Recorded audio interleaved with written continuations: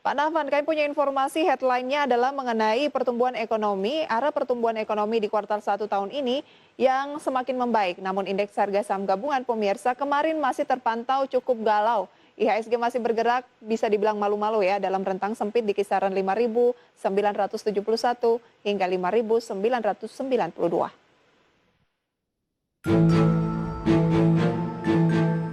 Badan Pusat Statistik menyebutkan pertumbuhan ekonomi nasional sepanjang kuartal pertama 2021 masih tumbuh negatif minus 0,74% secara tahunan. Sedangkan secara kuartalan ekonomi masih minus 0,96%. Namun demikian, angka pertumbuhan ini masih lebih baik dibandingkan kuartal 4 tahun 2020 lalu yang tercatat minus 2,19%. Kepala BPS Suharyanto mengatakan beberapa sektor masih mengalami kontraksi namun mulai membaik dibanding kuartal 4 tahun lalu. Sektor pertanian tercatat tumbuh positif 2,95% secara tahunan, ditopang subsektor produksi padi, hortikultura, peternakan, dan perkebunan yang tumbuh positif. Sementara perhutanan dan perikanan mengalami kontraksi. Sementara sektor lainnya yang masih tertekan seperti pertambangan dan penggalian, industri pengolahan, konstruksi, perdagangan, dan reparasi. Perekonomian Indonesia berdasarkan besaran PDB atas dasar harga berlaku adalah sebesar 3.969 triliun. Atas dasar harga konstan 2.683 triliun, sehingga kalau kita bandingkan dengan posisi pada triwulan 1 tahun 2020, maka pertumbuhan ekonomi Indonesia pada triwulan 1 tahun 2021 ini masih mengalami kontraksi sebesar 0,74%. Sementara itu, pelaku pasar modal nampaknya masih belum memberikan apresiasi yang cukup untuk bisa mendorong kinerja indeks harga saham gabungan pada perdagangan Rabu kemarin. Terbukti indeks masih terpantau galau dengan pergerakan yang terbatas di antaranya 5.992 hingga 5.975 dan akhirnya ditutup naik tipis 0,2% di level 5.975,91. Adapun aktivitas transaksi perdagangan lebih diwarnai oleh aksi beli dan aksi jual saham-saham di lapis kedua. Top gainers diisi saham seperti SAMF, ZINC, ACST, dan TKIM. Sedangkan saham top losers adalah VRNA, BKSL, BMSR, dan KOBX. Jakarta, Rarjo Patmo, IDX Channel.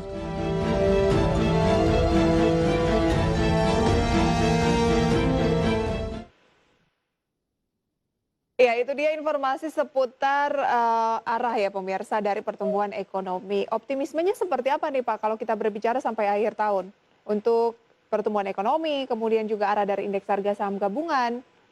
Oke, di sini kalau saya cermati ya bahwasannya misalkan dari ADB memproyeksikan kinerja pertumbuhan ekonomi di kisaran 4,0%. Kalau saya ingat dan juga misalkan IMF memproyeksikan kinerja pertumbuhan ekonomi 4,3%, berarti memang rata-rata 4% untuk akhir tahun ini. Memang kita akui bahwasannya kedua lembaga tersebut terus melakukan revisi begitu ya. Karena IMF itu sudah 4,8%, sementara kalau ADB itu kalau saya sudah 5% gitu ya. Tapi meskipun demikian kita juga melihat adanya beberapa dinamika yang memang bisa saja akan mempengaruhi daripada kinerja pergerakan market. Sebut saja kalau misalkan jika sentimen negatifnya yang memang berkaitan dengan perkembangan COVID-19 mutation, kemudian juga berkaitan dengan adanya peningkatan kasus yang terjadi daripada India, misalkan ini mengenai COVID-19 begitu ya.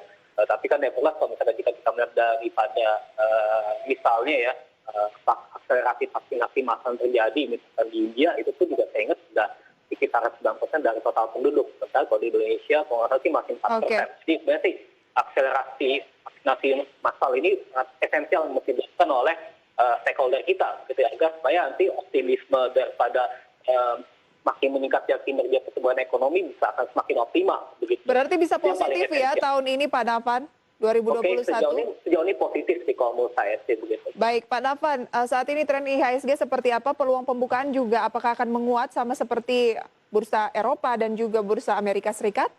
Oke, di sini kalau dari analisis teknikal memang saya akui bahwasannya terdapat pola side up candlestick pattern. Memang secara teoritis peluang terjadi penguatan daripada IHSG pada hari ini bisa terbuka lebar ya menurut saya. Ya paling-paling sih kalau menurut saya secara support dan resistance-nya ya, support itu tapi maksimum ya, support itu di level 5933, sementara resistance itu di level 6026. 6.026 adalah resisten, support 5993. Iya betul sekali Mbak Itu Frida. untuk jangka pendek ya? Untuk jangka pendek. Jangka pendek atau harian? Jangka pendek kalau menurut saya. Baik. Karena kalau hari ini maksimum. Oke. Lantas apa yang harus dilakukan mengingat ini kan sudah Kamis, besok Jumat dan pekan depan juga perdagangan hanya 2 hari.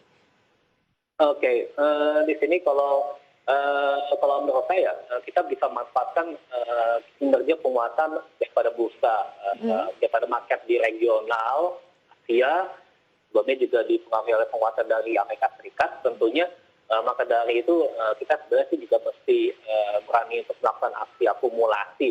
Walaupun misalkan untuk ambil trading jangka pendek, sebenarnya ini bisa dimanfaatkan.